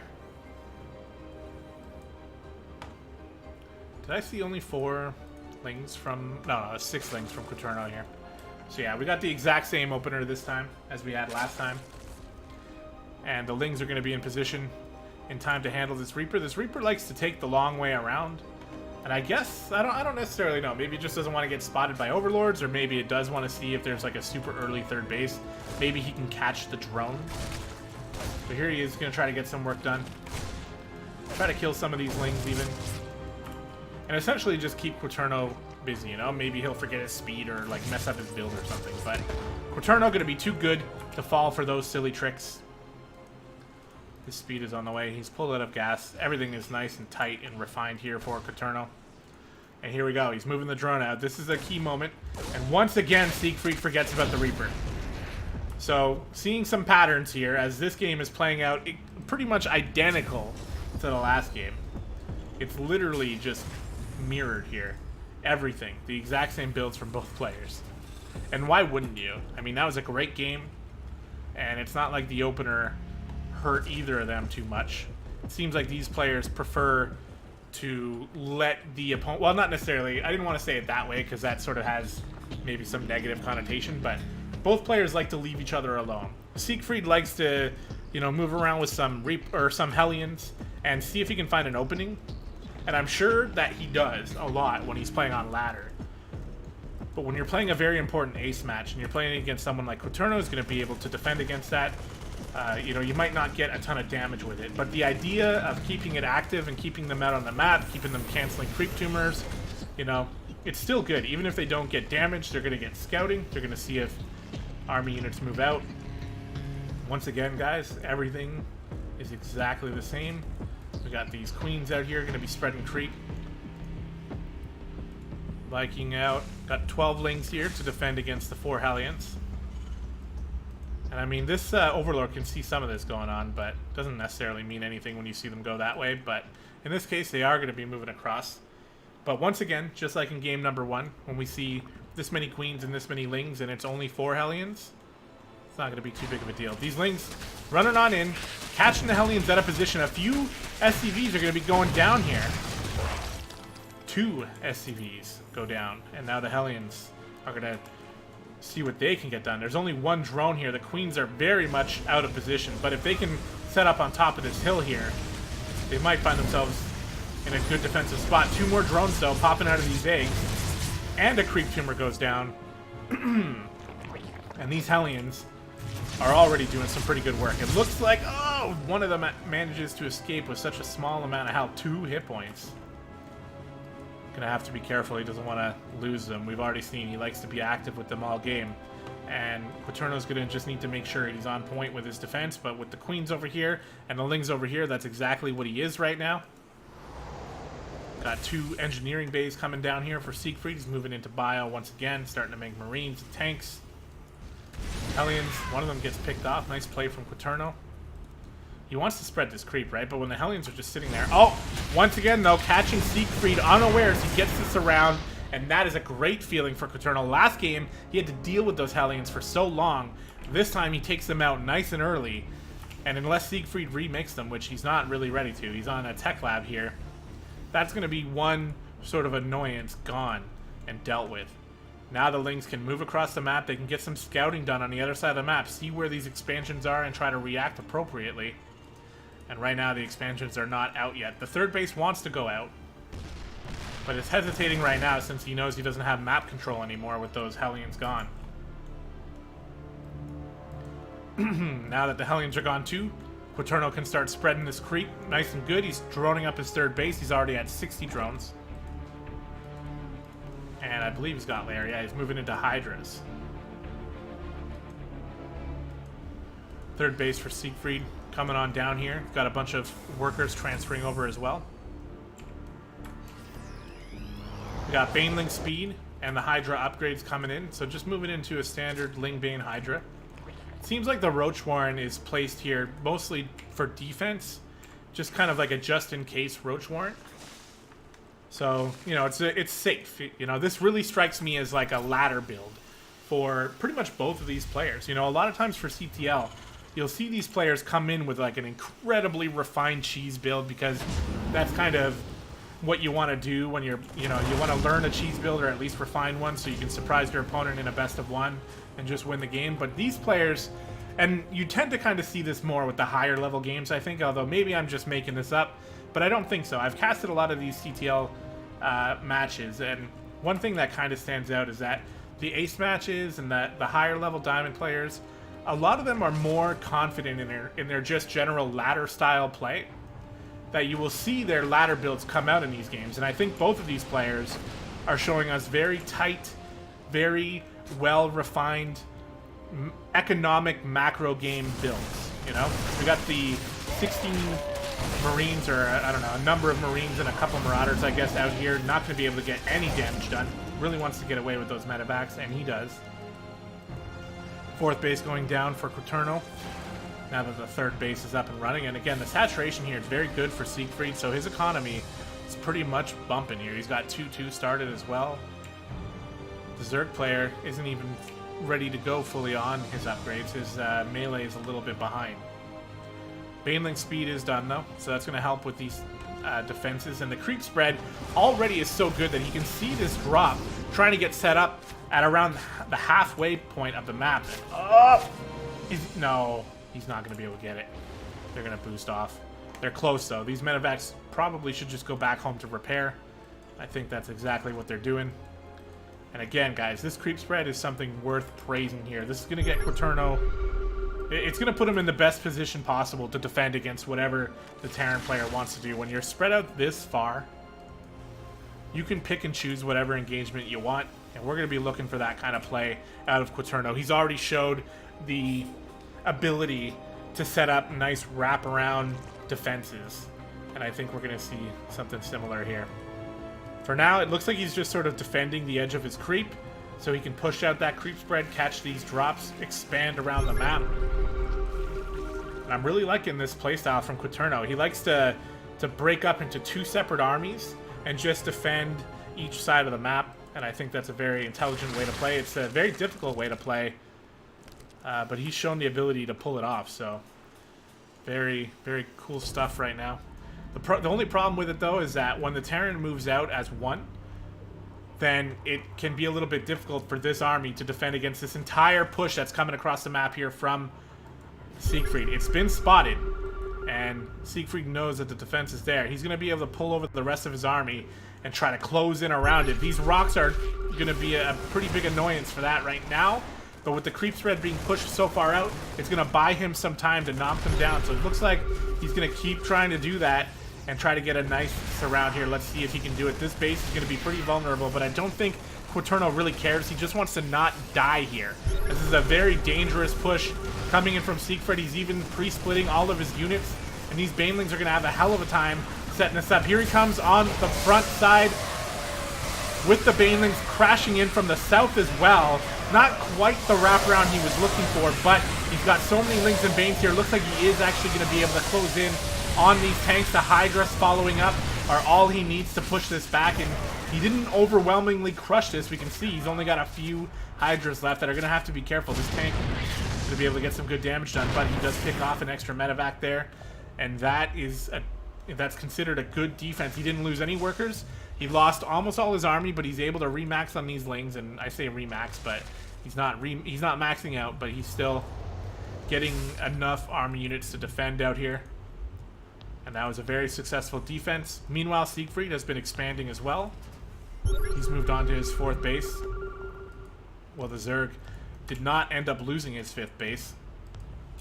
And he's got Hive done. He's got a Greater Spire this time. So that's a bit of a difference here for Quaterno. Looking like he would rather go with the Greater Spire, use his Hydras and his Lings to defend them. The Broodlords, I mean. And try a little bit of a slower but stronger push once he gets them out anyway, which they are in production here. We got a bunch of broodlords already out. Trying to keep his worker count up high as well. He's at 78 workers. So once again, guys, we've been treated to another great macro game. Look at those Thor skins. Those are cool. I think that's the first time I've seen them.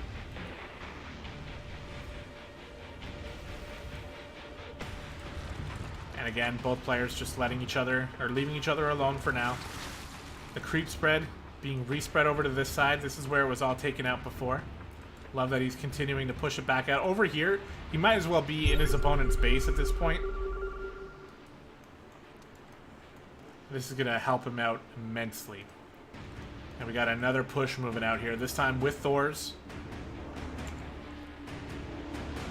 3-3 is almost done as well. And this is actually a bit of a big deal. The upgrades right now are, I don't know. I mean, we've got +3 armor already ready. But when 3-3 finishes, I think that's going to be very good for the Terran. So we'll see if that matters here. Once again, Quaterno with the army split up here. Kind of all over the place. I think I heard Banelings morphing. He sees the Broodlords, and here we go. He looks like he's going to try to set up down here on the bottom. The tanks are sieged up. The Lings are running in, probably unwanted, into tank fire. The Broodlords are going to be able to keep these Marines at bay while the rest of the army tries to sweep in from the back. And we see Quaterno once again trying to set up this surround. He's over here. Okay, I wasn't sure if he was counterattacking or not. The Broodlords are taking some fire, but the Queens are there for the transfuse. Here come the reinforcements from behind, not getting as much damage done as expected. The Marines are under the Broodlords, but they're not getting as much damage as they would want either. And now the Broodlords are pushing everything back. Some of these tanks are going to go down. That's actually a pretty nice pickup from Siegfried, but then he just loses the medevac, so it doesn't matter anyway. And the rest of this mech... the rest of this mech army gets pushed back and now gets surrounded. And that's actually a terrible situation for Siegfried, as that was an incredibly expensive army that is pretty much all gone, and that is reflected in the supply. Quaterno right now leading with 170 against 121. He's morphing in the final Broodlords. He's morphing in 3 Banelings. And he's coming in to try to attack this 5th base. It's going to be very hard for Siegfried to defend this. Broodlords are pretty slow, and a few tanks have popped. Does he have 2 factories? Yeah, he does. But here we go. The Lings are already wrapping around this, getting the cancel, getting the kill, and they can pretty much just back on up out of there. Where do they want to attack now? It's more difficult to attack into this position than it is any others. Setting in changelings, I love this idea. You can get an idea of the army position. These Vikings are trying to pick off some of these. Oh, I think that was a mistransfuse there from Quaterno as one of the Broodlords goes down. The Marines are bunched up like crazy, and now they're backing up, trying to split a little bit, and this is pretty awkward here. These Vikings are getting a lot of damage done. They've picked off quite a few Broodlords. There's not enough Corruptors to really fight this off. There's no Hydras either. So Siegfried is actually looking like he's pushing this back. Here comes the Lings and the Banes. The Marines are once again very clumped up, but nice micro from Siegfried. These changelings, I don't exactly know who they're bothering here. Maybe they're bothering... Oh, God. That was a pretty good connection from Quaterno. But again, it looks like the Vikings have finally been taken out. Enough Corruptors have been created here to push away those Vikings. And now with no Vikings, the Broodlords are going to be able to do more damage once again. And these medevacs are going down as well. Marines are stimming forward, trying to take out some of these Corruptors. Some of these Hydras are blocking all the Banelings. But this is looking pretty good here for Quaterno as he's been able to get complete air dominance. These Hydras are in a little bit of trouble when they're fighting Marines by themselves, but when they have Broodlord support, they are much stronger. I think one thing missing in Siegfried's play here are counter drops, because when you're dealing with these prolonged engagements in the center of the map, it's the best time to send drops around and, you know, distract the Zerg or kill a mineral line or kill a base or something. Both players getting a little bit tunnel visioned on the big engagements. It's not like it isn't necessary. These engagements have been incredibly important. And now Quaterno looking for a base that he can kill. He's feeling real confident now to move across the map, and just attack Siegfried wherever he is not.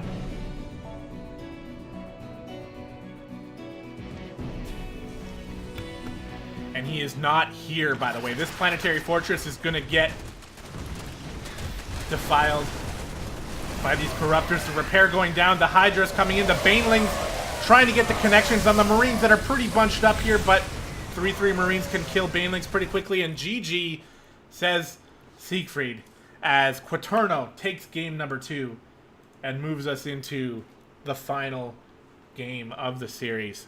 Game number 3 in the ace match. This is all you can ask for, guys. This has been incredible. Such a good series between BornG and All Inspiration, and even getting these incredible games in the ace match is just amazing. So let's go ahead and jump into game number 3 right away, the final game of the broadcast. Guys, I hope you've been enjoying. Let's go ahead and introduce the players. In the bottom, and by bottom I mean top left of Dreamcatcher, pretty good Terran map, it is Siegfried. And at the bottom right, in the blue, with an incredible comeback win in game number 2, it is Quaterno. Looks like the players swapped colors for this game. That's going to throw me off a little bit. Dreamcatcher, I think it's... am I stupid in saying that Dreamcatcher is pretty much like confirmed to be a Terran favored map? Especially if you use siege tanks. I mean, we all talk about it. You tuck siege tanks in here, and you engage on the third base, and you just run back to your wall. Those siege tanks just obliterate everything. And yeah, Quaterno could get lings around, and that's pretty much the best way to deal with that sort of play, so we'll see if he's able to do it. An important factor is going to be the creep spread, and that's something that Quaterno has shown to be very good at. So I have higher hopes for a Zerg like Quaterno to be able to survive against Terran on a map like this, because he has the fundamentals that are required to defend against those very scary tank pushes. And in game number 2, we saw that. And even in game number 1, we saw that. The tank pushes were defended. It was just the later game stuff that really started to hurt.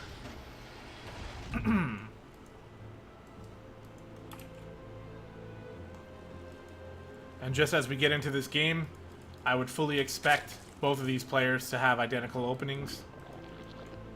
I just wanted to say thank you so much for watching, guys. I really appreciate it. Hope you guys are enjoying. Those of you that are new to the stream, if you want to throw a follow down on this channel, I would really appreciate that. I try to cast as often as possible. I'm going to be casting all of the BornG CTL matches, or I'm going to try anyway. I'd love to be the person who can cast them all. Casting CTL games is pretty much my favorite thing. So, really hoping that I'll be able to bring you pretty much every week. And that includes playoff games as well when we inevitably make it.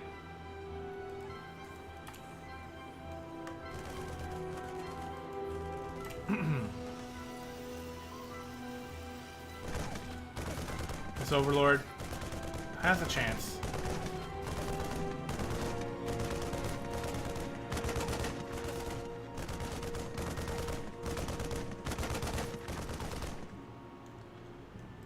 They will live.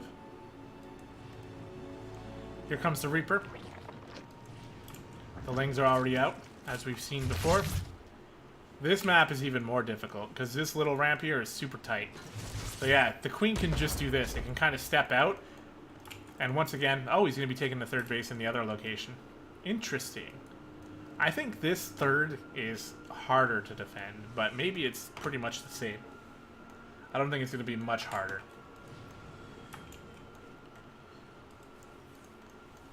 But we'll see. Siegfried, everything exactly identical to what we've seen all along. We have the Roach Warren over here. Where's the Evo Chamber? Okay, there's been a difference spotted because there's no Evo Chamber here for Quaterno. So what does it mean? He's getting a Roach Warren, he's getting some gas. He hasn't got a lair yet. So is he going for an early Roach Ravager attack with no upgrades? Because that's what it seems like to me. He's making 4 Overlords, and he doesn't necessarily need them right away. He's getting himself prepared. We're going to be seeing a Roach all-in. Almost guaranteed here from Quaterno. Not a single drone will be made from here.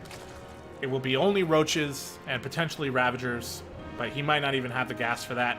Thing is, the roaches are not going to have speed. So it's going to be pretty difficult to move around the map. He's going to essentially, and also to reinforce his roaches, he's going to have to get damage done quickly.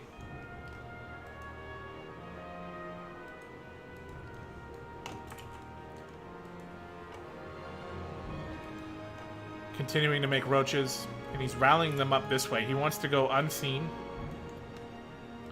He will definitely be unseen, but it's also going to take much longer to get across. He's got less queens as well, so definitely sacrificing a lot of his strengths and putting them into this all-in push.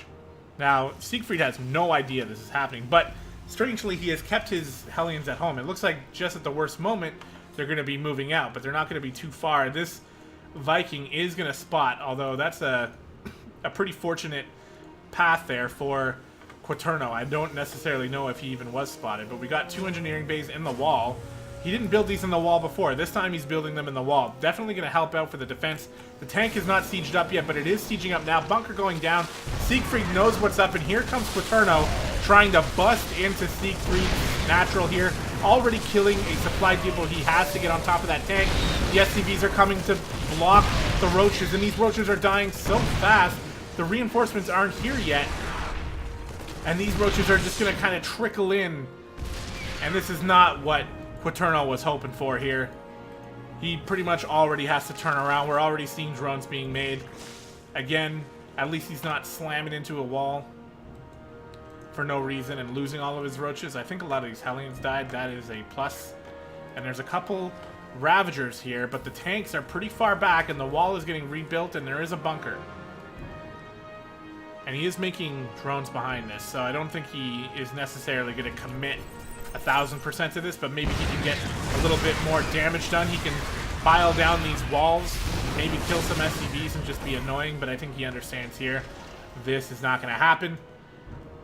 And this is pretty unfortunate for Quaterno because we've seen Siegfried is able to macro up very well, and with the macro advantage here going in Siegfried's direction, that's only going to be good for him. The Hellion comes in, spots some drones at the third base that might seem insignificant, but it is a tell into Quaterno's mindset now as he is trying to power through and essentially try to catch up in workers. This third base has been down for a long time for Siegfried, and he hasn't really been able to put it to use. I'm sure he's going to be moving out soon with it. But we have Quaterno in a very bad spot, trying his best to macro himself back out of it, get into some upgrades. He's getting Evo Chambers down now. He's moving into Lair. And he's starting to spread creep a little bit more with some more focus.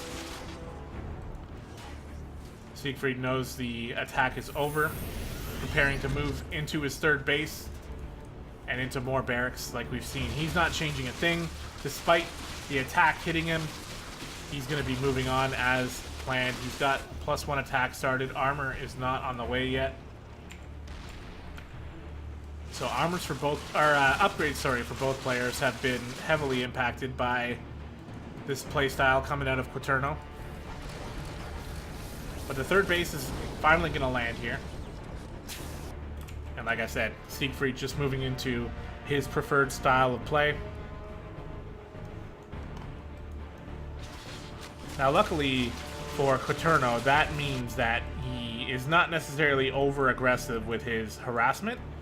So Quaterno can take a lot of time to make some drones here. And that's what he's trying to do. He's pumping out 7 right now, making a Spire.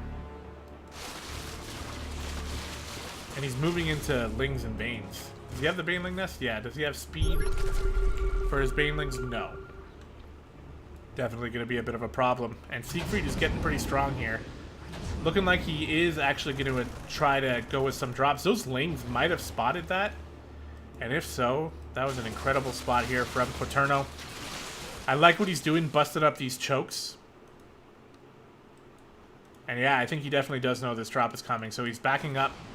Probably going to get into some more unit production. But I think all Siegfried really wants to do, as we see 10 mutas coming out from Quaterno, Siegfried's going to just start clearing some of this creep and try not to lose all of his Marines, as the Lings are trying to get on top here, getting a little bit of damage in, but The medevac's going to be able to heal through most of that and pick up and go.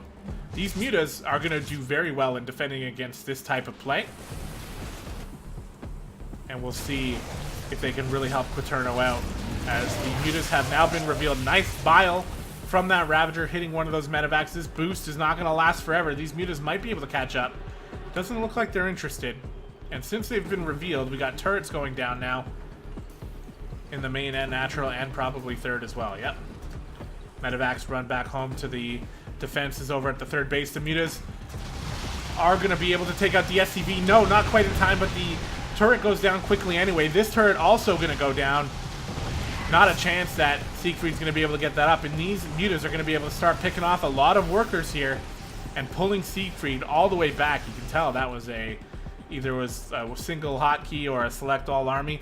And on the other side here, the roaches are attacking the third base, forcing a liftoff, killing more workers. 21 SCVs have gone down for Siegfried, and Quaterno doing his darndest to stay in this game here. This is exactly what he needs to do.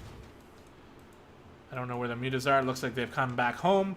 They're going to be needed for this defense here, and with Siegfried making the decision to just move across here, this is going to be a lot of trouble for Quaterno to defend. These mutas need to get out of there. A lot of them dying. Every muta except for one goes down in that quick stim, and that is disastrous for Quaterno. He's trying to get up some of these panicked banelings. The wall is going to crush some of them. I don't necessarily know if that's exactly what Siegfried wanted, other than just like a little bit of funny rocks falling on morphing banelings. These medevacs are ambitious, to say the least. One of them goes down instantly. Some more banelings being morphed in. This is it, guys. The tanks are sieged. The Marines are bunched up. They are marching on in. The banelings are done, but there is no baneling speed. Some of them still get some pretty good connections, but there are so many tanks in the background to support the bio, and they are just going to stem forward now with pretty much nothing left for Quaterno to deal with this. He's going to be trying to get these banelings in, but that's going to do it, guys. GG. Siegfried takes the final game in the ace match. That goes all the way to the third match, and he takes it. And I gotta say, I mean, I don't think either player should, I mean, obviously Siegfried should feel pretty good about his play, but Quaterno played some great games there, even in that third and final game where he was probably, you know, the most far behind as he was in the whole series, as a result of the failed all-in, I would say. You know, he still managed to survive for quite a bit longer, and I'd say nothing to be disappointed about in those games, man. Those were really good, and you know what? I look forward to seeing some more Quaterno in the future, because that was just dope. So I really like that. Great play, and congratulations to All In for the win. Big, huge games coming out of Siegfried there, and winning 3 of the 4 matches besides the ace match that were actually played. So as far as games actually played, All In pretty much crushed us, but we got two games as walkovers, which you know, gave us a chance that clearly we needed. But All In will take that. They will move to a 1-0 to start off this season. BornG, unfortunately, falling to 0-1. But still, we got to see a lot of great games. So I just want to say, again, guys, thank you so much for watching. If you're new here, hit that follow button. I cast StarCraft at least once a week, sometimes 2 or 3 times a week. Occasionally, I stream some ladder as well, so you can check that out if you want. But either way, thank you for being here. Huge shout out to Detner and Cyrex for those donations today. Thank you so much. That was really made me feel good. I appreciate it. You guys are the best. And that's it, guys. That's going to do it for this cast. I'm not necessarily sure when week 2 is going to be casted. I sort of just jumped on this pretty much on a whim. So week 2 is going to be a little bit more random as far as when it's going to be casted, but I'll let you know when I can. Listen. Thank you very much for that follow. Shit, I forgot to set up the follow notification on here, but thank you. Oh, Luigi, cheers don't work because I'm not an affiliate, so that's probably why. Hey, no problem, Purge. If you missed it, you can just check out the VOD. It's going to be available pretty much right away. And definitely you can see your game casted. Thanks for stopping by even towards the end, though. And again, guys, thank you so much. You guys were awesome today. Really appreciate all the love. And like I said, stay tuned next week. We'll be casting a lot more. One final thing. We do have the Extreme versus second edition, coming in on Friday. We're going to be casting it at 7 o'clock p.m. Eastern Time. Detner and I are going to be doing that. There's a $50 prize pool, and it's just a single elimination open tournament. Everyone is welcome. If you guys want to stop by and have a chance to win some money, just so you know, we had a Diamond 1 player who took home third place money last week. So even if you're not GM or you're not Masters, I wouldn't totally give up on it, because there's still a chance you can make some money and just play some fun games. That's going to be happening on Friday. You can PM me on Discord if you want some more information about that. I can get you into the Discord for Extreme Versus. But again, that's going to do it, guys. Thank you so much. We will see you next time.